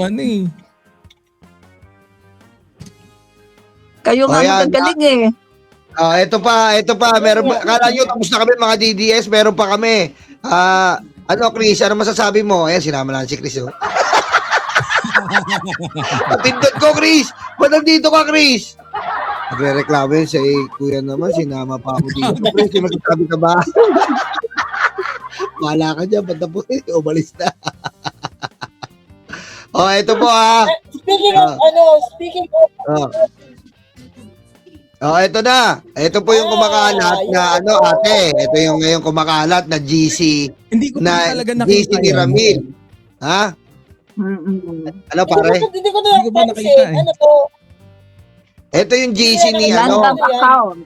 Land bank account ni Dennis Nolasco. Sabi niya, isend ko po mamaya yung estimate tsaka yung account po. Ibig sabihin, parang usapan to nila Mir Madriaga. Ayan po, ito po yung account number, GCash, ayan. Kumbaga, ang gusto nating i-point out dito na totoo po ang conversation. Ayan po, Dennis Nolasco. Ayan po, land bank account, yung cash deposit na 1,000 pesos. So ano? Ha? Ayan yung sa security head ng security yan ni Sara. Sara. Okay. BPSG, si head ng security. Yung sa Quadcom, yung sa good governance, yung pinatawag. Nabanggit yan last year sa hearing, good governance. Yan. Ayan, tapos yung Dalawa GCash. yan sila, diba? Yan si Nolasco at saka si Nolasco at saka sila Chica, diba? Dalawa yan sila ng head of security. Colonel Chica. Dalawa. Dennis ayan. Nolasco, yan yung sinabi ni Ramil na binigyan niya ng bag, yung duffel bag, yan sila. Yan siya yun, di ba? Kanino galing yan? Kanino galing? Yan na nagsabi. Baka yan yung sa cellphone kaya ni Sir Ramil? Huwag ka na maingay. Sige. Relax ka lang, marami tayo dito niyan, hindi ka maubusan. Diba? Yan din yung Nolasco na sabi na siya, hindi niya kilala din si Ramil Madriaga. Yan. Yes. Oo, yan yun. Din. Dininay niya. Oo. Hindi niya kilala yan. Meron silang Happy New Year. Paano yan? Dininay niya si Ramil. Kasi kapag sinabi niya nakilala sila, syempre ma-associate yan kay VP Sara. So para hindi ma-associate kay VP Sara, dininay niya. Sabi niya hindi daw niya kilala. Yun. Yan. Palitan ng conversation. Sila yung nag-commit ng perjury. Kung ganyan. Sila yung nag-commit ng perjury nito. Ngayon, paano nila madi-deny yan? Nagkalat na yan sa buong social media. Yung mga conversation. Happy birthday, Sir Ram. Oh, di ba? Happy birthday, Sir Ram. Ayan, paano po nila madi-deny yan regarding etong mga conversation netong ni Sara Duterte, di ba? Oo.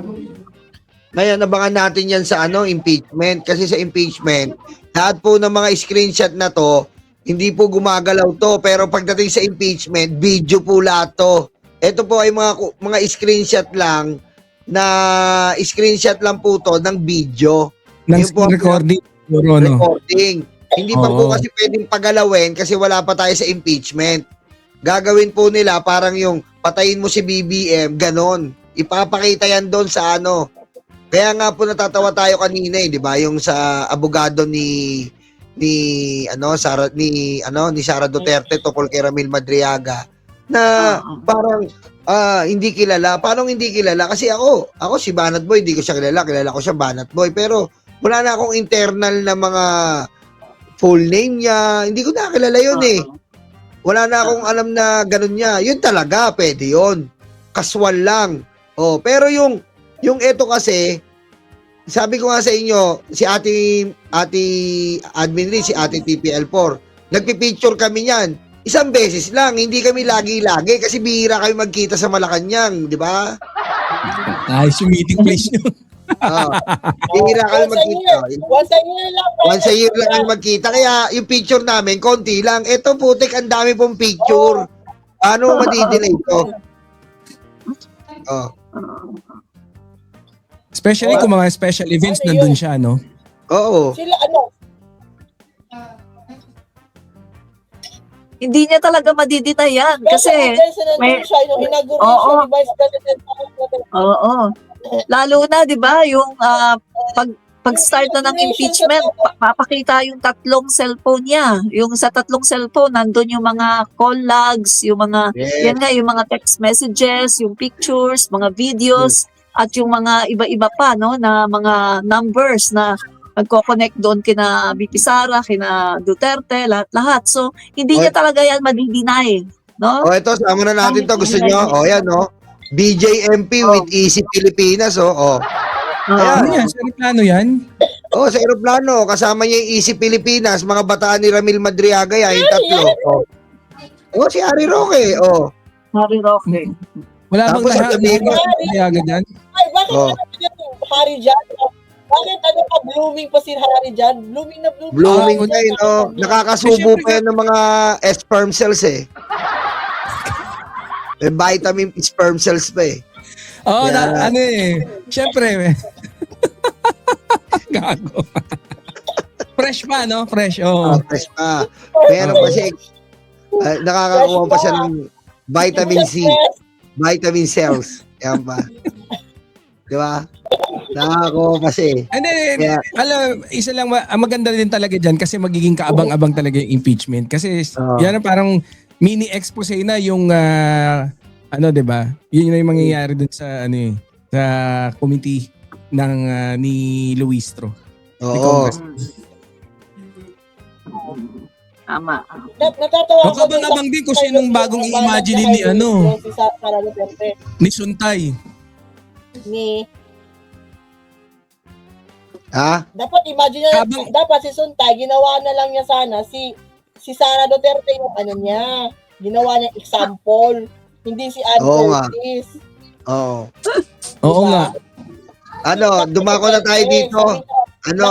Grabe. Mamaya kayong tatlo na lang dito.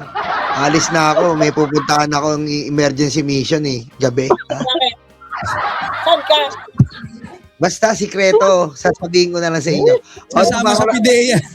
Dumako tayo dito. Dito na tayo sa Lenny Bus. Tignan mo papakita lang natin kung gaano po kabobo mga DDS. Yan. Kaya binabatikos po nila si Lenny.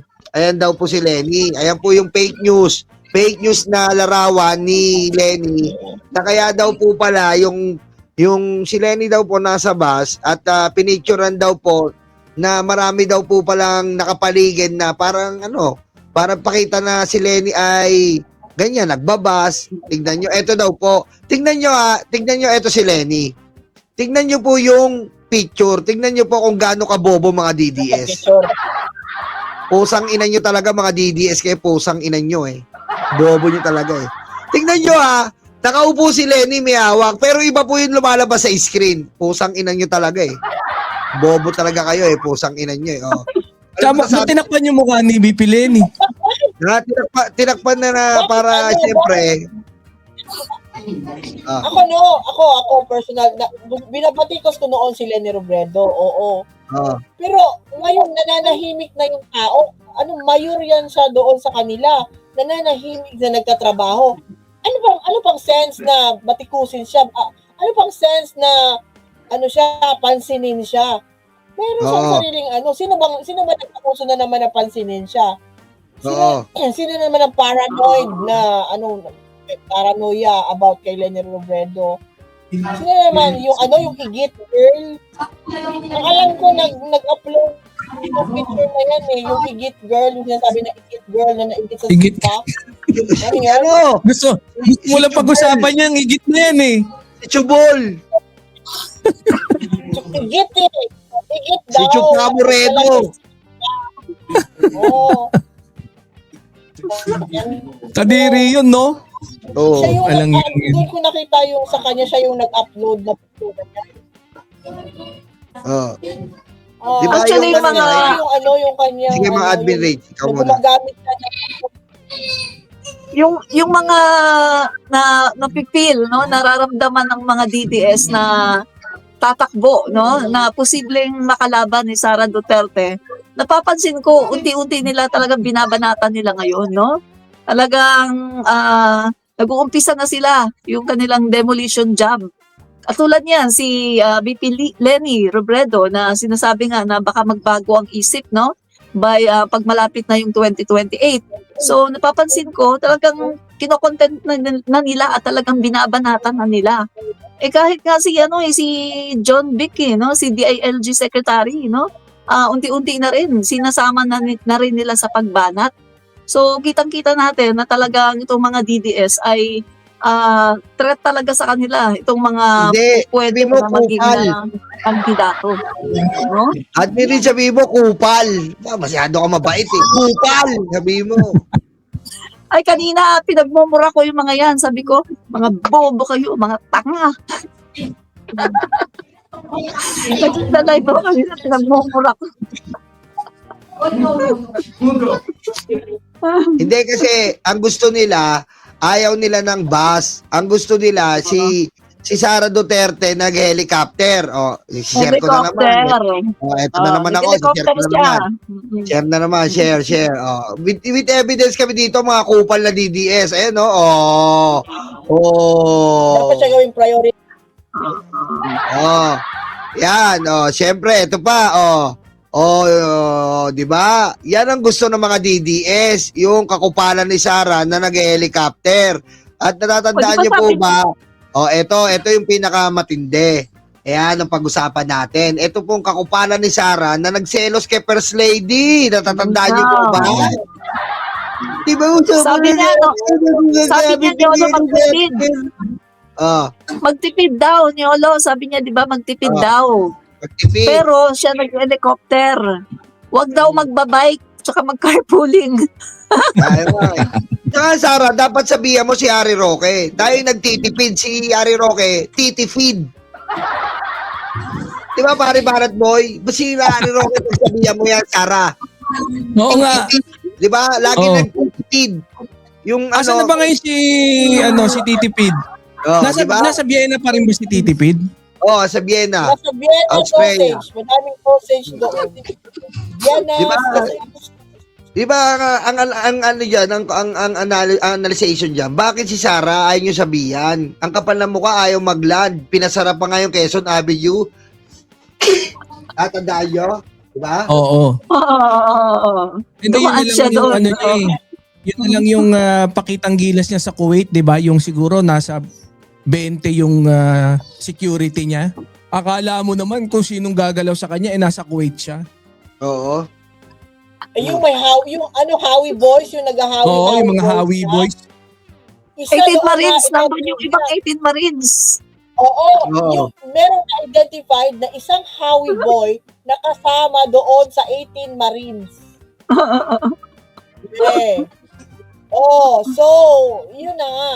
Kailan ba nangyari yung Howie niya doon na pinapaligira siya nakaitim na t-shirt, nasa gitna siya, para lang siya makalakad, kailangan siya kinukordon siya ng mga pinapaligira. Pero wala namang tao. Wala namang tao sa loob ng room. Tsaka yung kakapalan ng mukha niya, imagine niyo na kinausap niya daw, pangako daw ni BBM sa kanya na lagi siyang gagamit ng helicopter. Dahil alam naman daw ni BBM ang sitwasyon niya, gusto niya makikita yung anak niya palagi. Putik biro mo, yung helicopter ng presidente, talagang nagagamitin mo lang. Samantalang si BBM, kung makakasama niyo po yan, lagi po yan nagbabayland na talaga.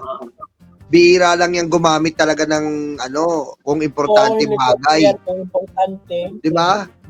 Yun na nga, di ba sabi niya, yung sa kanyang interview last year na gusto niya, dapat siya yung ginagawang priority. Nagselos pa siya, nagalit siya sa First Lady kasi pinagamit yung First Lady. Oo nga. Inutusan pa niya si PBBM, sabi niya, ikaw ang magsabi doon, ikaw ang presidente. Di ba? Ganun pa siya magsalita. Inuutosan niya si BBM, ganyan po ba yung vice-presidente niyo? Putek yung si BBM, presidente ng Pilipinas, nire-respeto si Sara. Kala mo sino? Wala namang ginawa kundi magnakaw. Kasi sabihin mo doon, nakakuha ang priority. Putik, dito mo. Bossy masyado. Tapos ngayon babalatan niyo si Lenny. Prinsesa yung prinsesa. Prinsesa eh. Huwag nyo na pong kapalain sila ni Robredo kasi po sila ni Robredo, meron po siyang trabaho iba. Nandun po siya, mayor na siya ng kanyang lugar. Correct. At busy siya sa pagiging mayor niya. Hindi siya tatakbo, gusto niya mag 3 terms. Matapos yung 3 terms. Pagiging mayor. Tsaka ito, ang katakutan nila ngayon ay si Risa Hontiveros. Bakit sila hindi sinanata? Kasi si Risa Hontiveros ang katakutan nila. Di ba? Isa pa, no? Meron lang akong komento doon kay Sara, no? Yung sinabi kasi niya na kailangan daw nasa bahay siya kasi mga anak niya maliliit pa. Ganun ba yun? Bakit nakikita natin, no? Late na, kumbaga madaling araw na, di ba may mga video siya na nagbabar? Pagkatapos, nagkakaraoke, nasa bar. Paano yun? Akala ko ba dapat kapag gabi na nandun siya sa bahay para sa anak niya? Bakit parang inuuna niya yung pagbabar? Di ba? Marami siyang video na gano'n na nagpa-viral. So, ibig sabihin, nagsisinungaling siya. Admin Rich, alam mo kung saan yun na bar yun? Yung bar na yun, yun yung bar na kwinento ni Ramil Madriaga na isang time na naghatid siya doon ng duffel bag. Sa timog. Kung saan doon nagtatambay yung mga alumni ng San Sebastian School of Law. So, alam nyo na, yun yung nagko-connect din sa kwento ni Ramil Madriaga kasi alam natin, yun po, yung lugar na yun, na-mention niya yung name ng dating spokesperson ni VP Sara na si Munsayak, doon po nahihiligan magtambay doon sa bar na yun sa Timog Avenue sa Quezon City.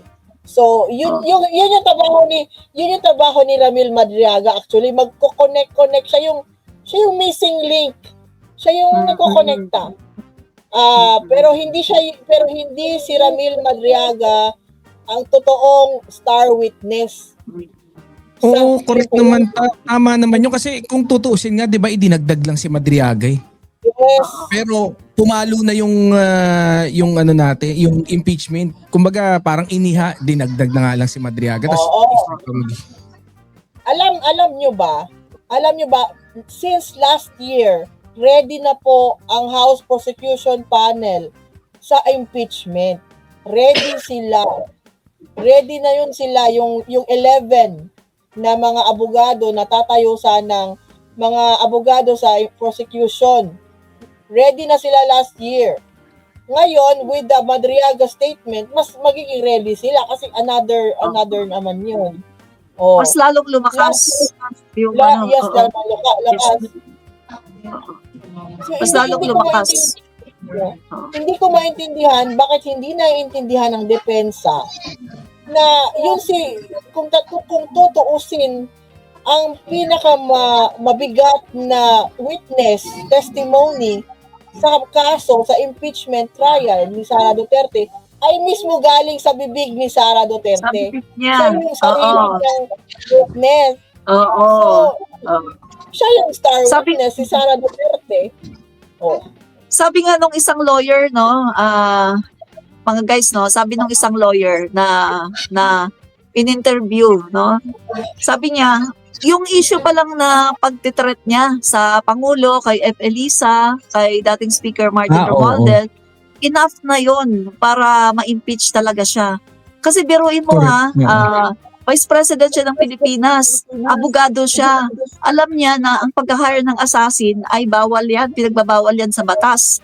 At alam niya, assassin nga gumagano ng tao. Pagkatapos ikaw, abogado ka, tapos Vice President of the Philippines ka, gagawin mo yun. So doon pa lang ay talagang betrayal of public trust na talaga yan. Mali na talaga yan. High crimes pa, no? So talagang yun pa lang daw ay dapat pwedeng-pwede na siyang ma-impeach. Isa pa lang yun isang article pa lang, isang issue pa lang. How much more kung idudugtong pa natin yung mga bribery, yung mga ginawa niya na mga receipt na sabi sa PSA ay ghost, no? Mga ghost beneficiaries, no? Pagkatapos meron pa yung 15 million na sinasabi na nagbayad daw, nagpakain daw ng mga 3,000 na mga kabataan na dinideny naman ng mga military, no? Sabi nila, nising kusing, no? Wala daw silang natanggap galing sa opisina ni VP Sara. So kung titingnan natin, ang dami-dami talaga gabundok talaga ang ebidensya laban kay Sara Duterte. Kaya yun palang enough na para talagang impeach siya. Pagkatapos eto pa, meron pang Madriaga, sobra-sobra na talaga. Sobrang tatag na talaga, napakalakas na talaga ng impeachment complaint laban dito kay Sara Duterte. Kaya kung talagang matutuloy yan, ay talagang mapupuruhan talaga yan at talagang makukonvict yan. Sa totoo lang. I-remind natin sa ngayong pagkakataon, sa round 2 ng impeachment ni Sara Duterte, 6. Di ba last year 7? Ngayon 6. Ngayon, remind natin, kahit sa isa lang na article of impeachment ay makitaan po si Sara Duterte na guilty siya. Kahit isa lang po na article of impeachment na guilty siya, guilty po talaga siya. Guilty verdict na siya. At pag natulan siya ng guilty, hindi na po siya pwedeng tumakbo sa kahit anong posisyon sa gobyerno ever. Tapos pag maging hindi siya maging vice presidente at kung siya po ay maging private citizen na, maaari po siyang habulin. Maaari pa rin po siyang habulin kasuhan ng plunder. Kasi po beyond above 50 million po yung mga amounts na pinag-uusapan. 612.5 million po ang kanyang confidential funds na tinatanong kung saan napunta. Yung 612.5 million ay cumulative na po ito ng OVP, Office of the Vice President, na confidential funds at saka ang DepEd na confidential funds. Na po sila, inad na po sila. So 612.5 million is above the threshold sa plunder na 50 million. So pwede pa siyang habulin ng plunder. May tanong ako sa inyo. Anong tawag dito? Ano bang mangyayari kung if ever, di ba kasi malapit na magsimula ulit yung di ba? Yung impeachment, yung pagdinig diyan sa impeachment ni VP Sara. Ano ba mangyayari kung kunyari kasi nakakita ako ng nagsi-circulate na balita na kung saan sinabi nito ni majority leader si Congressman Sandro na almost nakakolekt na, ewan ko kung totoo kung reliable yung balita na yun, at almost 200 na yata yung makakakuha tayo ng 200 na signature from dun sa mga congressmen. Ano ba mangyayari doon? Let's say totoo 'yun na makakakuha siya ng 200 na pirma. Ano mangyayari doon? Yung ano ba 'yun? Asan si Nyolo? Kung makuha sila, kung meron na silang 200, kasi after mag-deliberate ulit, magdi-deliberate sa House Committee on Justice, tapos ipapasa na nila sa plenary, so magko-convene ang Kamara as a whole, tapos magbobotohan sila kung ipapasa na nila yung impeachment complaint doon sa Senado. So, magbobotohan pa rin, kailangan ng okay. vote is more than, magbobotohan pa rin sa House plenary, magse-session pa rin. Pag makakuha ng boto ng more than 100, let's say 110, 105, Grabe. 110. Kita nyo yan mag-explain. Galing kami ni Banat Boy, di namin kaya yan. Alam lang namin, sperm cells. Tagapalakpak nga lang ako. Alam ko lang, sperm cells. Nari Roque, umiinom ng sperm cells 3 times a day. Taga-yo-yo nga lang ako ni Nyolo eh. Yo. So kung makakuha ang House ng 100, let's say 110 safe number. Ibig sabihin na 1/3 na 'yon ng House, ipapasa agad 'yan sa sa Senado. Kung saan doon kailangan na nila magko-convene forthwith. Babalikan na naman natin yung salita na forthwith.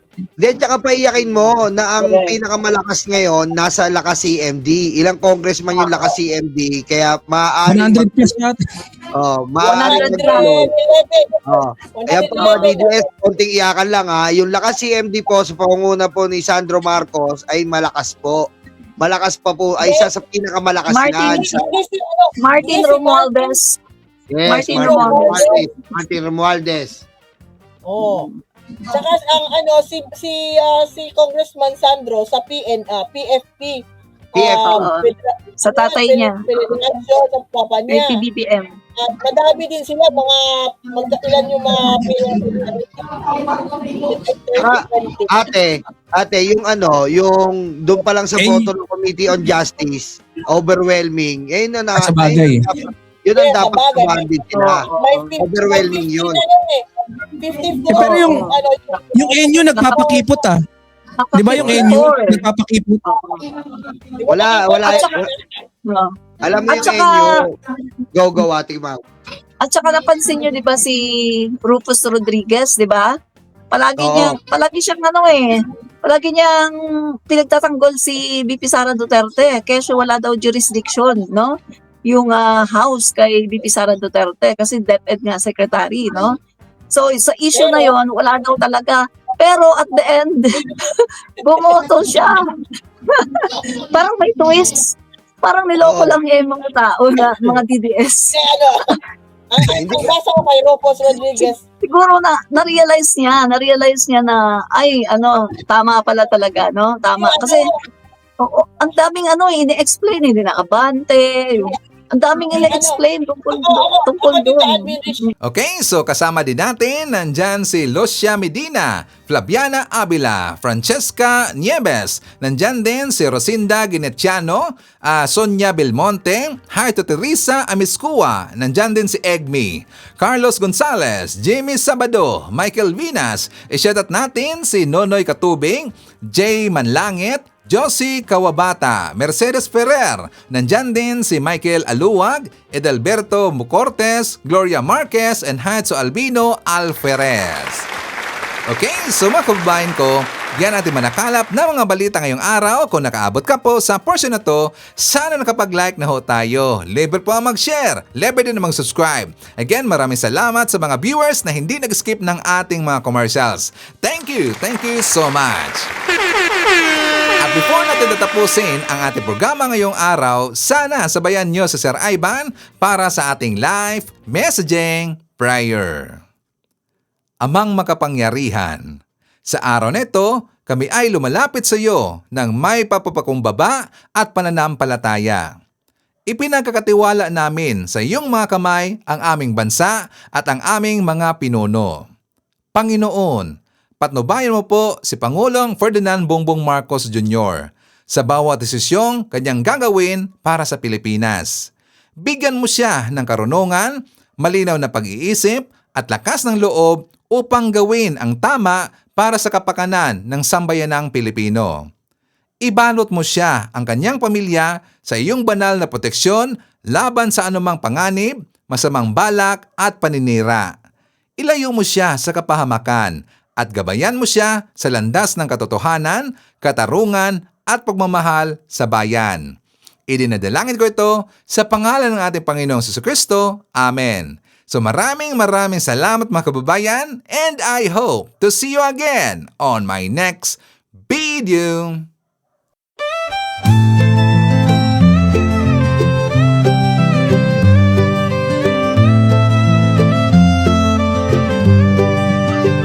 Sa bawat pagsikat ng araw, ikaw ay nandyan. Tinig mong matatag, sa amin ay gabay. Pag-asa ng bayan, pangakong totoo. BBM, isa kang totoong tao. Sa mahirap at api, ika'y sumusuporta. Tapat mong paglilingkod, lahat kami nakakita sa iyong pamumuno. Bayan ay umaangat, bagong Pilipinas, pangarap ay tapat. Ikaw ang aming BBM, Pangulong matapat. Sa puso ng masa, inaangat ating watawat. Sa hirap at ginhawa, ika'y kasama. Pilipinas ay babangon, dahil ikaw ang pag-asa. Mula Luzon, Visayas hanggang Mindanao, boses mo'y umaabot, dala ay pag-ahon. Magtulungan, magkaisa, sabi mo sa lahat, para sa bayan, ikaw ang aming alamat. Ang pangarap mong bansa, taas noo masagana, manggagawad magsasaka, binigyang halaga. Serbisyong totoo, hindi pagpapanggap, ang puso ng bayan. Ikaw ang hinahanap, ikaw ang aming BBM, Pangulong matapat. Sa puso ng masa, inaangat ating watawat. Sa hirap at ginhawa, ika'y kasama. Pilipinas ay babangon, dahil ikaw ang pag-asa.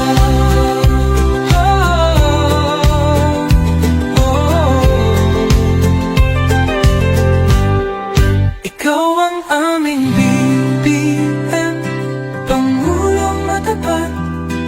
Sa puso ng masa,